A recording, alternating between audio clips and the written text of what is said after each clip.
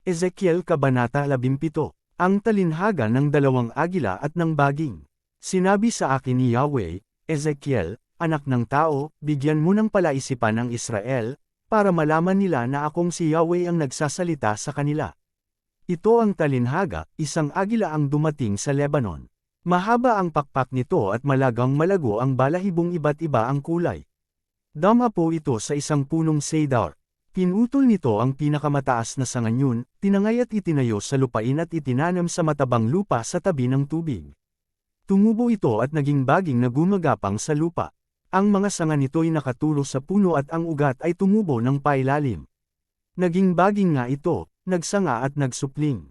Ngunit may dumating na isa pang malaking agila, malapad din ang pakpak at malago ang balahibo. Ang mga sanga at ugat ng baging ay humarap sa adyoang ito sa pag-aakalang siya'y bibigyan nito ng mas maraming tubig. Ito'y nakatanim sa matabang lupain sa tabi ng tubig, at maaaring lumago hanggang maging punong balot ng karangalan. Sabihin mong ipinapatanong ko sa kanila, patuloy kaya itong lalago? Hindi kaya maputol ang mga ugat nito o mabali ang mga sanga at dahil do'y malanta ang mga usbong?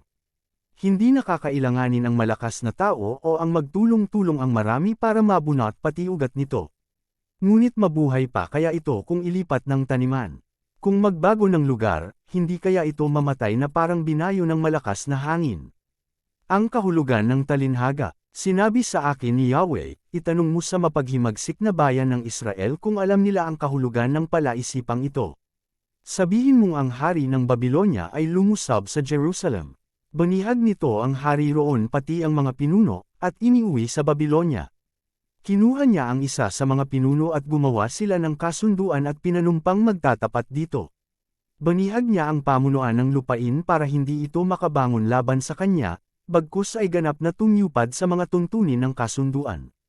Ngunit ang pinunong pinili ng hari ng Babilonya ay naghimagsik at nagsugo sa hari ng Ehipto upang humingi ng mga kabayo at maraming kawal. Akala kaya niya'y magtatagumpay siya? Hindi. Makaiwas kaya siya sa parusa kung gawin niya iyon? Hindi. Tiyak na paparusahan ko siya.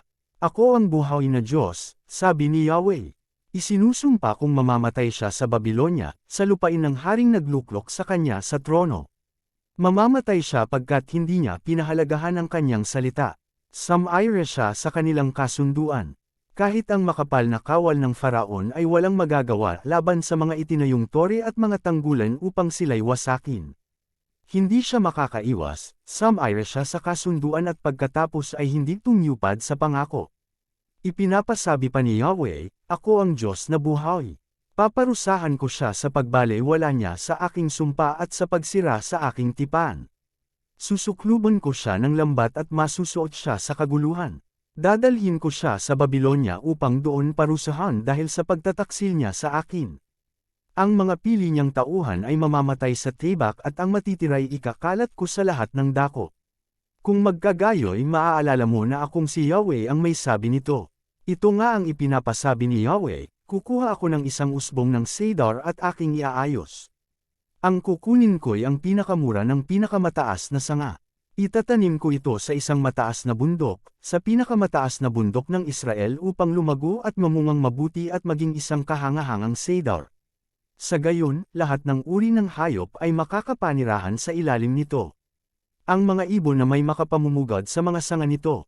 Kung magkagayon, malalaman ng lahat ng punong kahoy na maibabab ko ang mataas na kahoy at maitataas ko ang mababa, na mapapatuyo ko ang sariwang kahoy at mapapanariwa ko ang tuyong punong kahoy. Akong si Yahweh ang nagsasabi nito at ito'y gagawin ko.